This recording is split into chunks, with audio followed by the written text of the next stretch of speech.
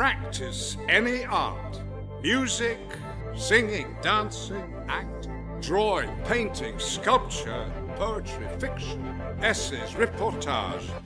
No matter how well or badly, not to get money and fame, but to experience becoming, to find out what's inside you, to make your soul grow. What am I doing here? What should I do with my life? What is my purpose? The question of purpose is one you've probably asked yourself at one point or another, and you're not the only one. At some point, we all ask ourselves what our lives are for, and it's a good question to ask. We all need to wonder what we should do or want to do with our lives, because without a sense of direction, we're never going to go anywhere. But while this question comes easily to us, actually answering it is a lot harder, as it stems from our unique experience of life. While we can share common experiences, one person's life experience as a whole isn't the same as another's. We don't have the same upbringing, the same culture, or even the same way of thinking, meaning we won't have the same passions, the same challenges, or the same idea of purpose. While we all have the same questions, as it depends on all of these factors that make us individuals, we won't have the same answer. Luckily, people throughout history have tried answering this big question. People from all walks of life and all different backgrounds have given their own interpretations, and with this variety, there is likely some information that can apply to you. So, what have these people found? Well, there are a few different answers to the big question, and this video essay aims to explore some of the most popular ones. In doing so, it will give you a range of information, some of which might not be applicable, some of which will be, but all of it is worth a listen. Chapter 1. Hustle culture. Hustle culture is a much more modern approach to life and purpose, centered around putting in extreme amounts of effort towards defined goals, mainly financial ones. While the idea of making money isn't exactly new, the extreme that hustle culture takes it to is a lot more popular today, mainly because of social media.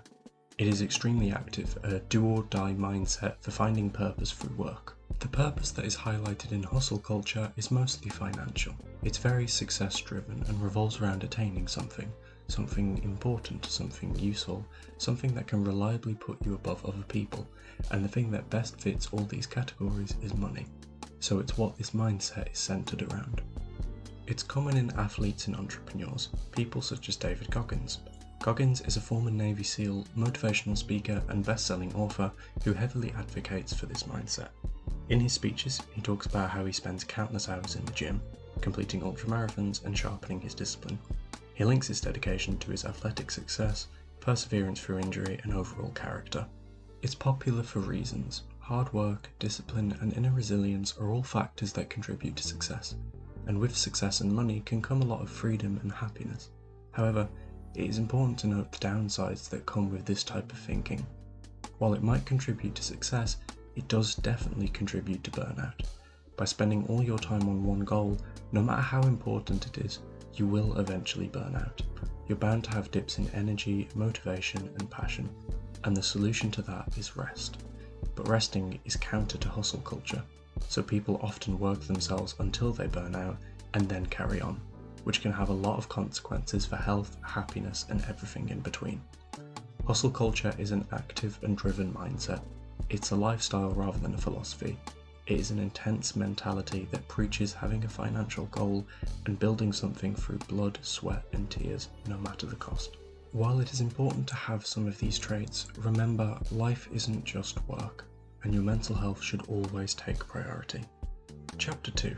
Taoism. While hustle culture is an intense mindset about having a specific goal and doing everything you can to get it, Taoism takes the opposite direction. Instead, it encourages passively achieving purpose by accepting the situation you're currently in, and in doing so, finding peace and happiness.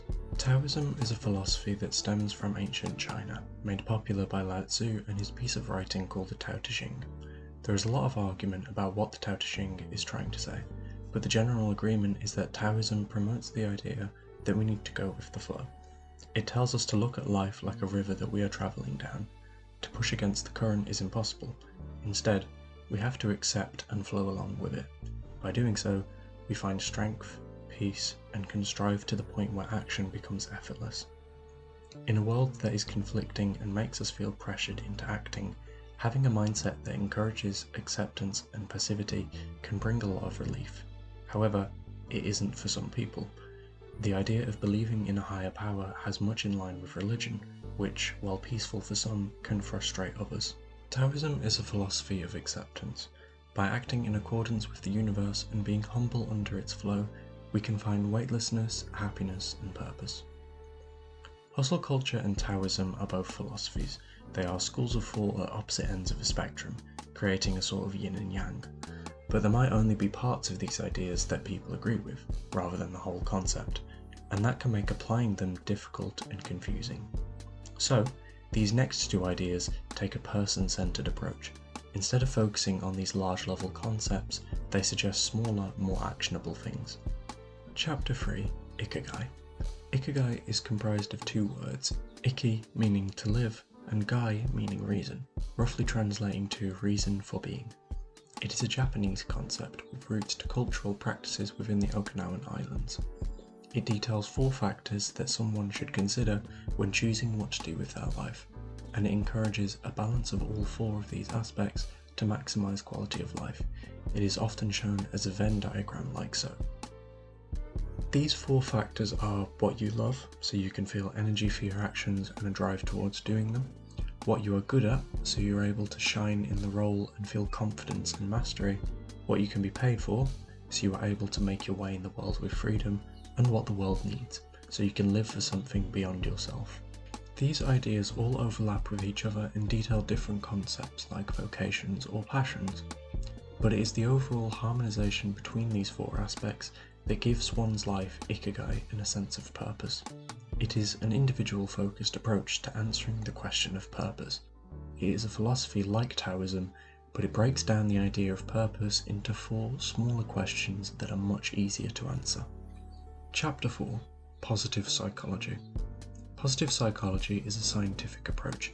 It gives advice based on research that has been done, looking at people from different backgrounds and different states of mind. From these studies, they have been able to identify mental processes and factors that are more objectively linked to things such as happiness and purpose. One mental process this is identified is flow, often referred to as being in the zone. Flow is when we are our highest form of being. We are void of distracting internal or external influences. We only see the task at hand, and completing it is effortless.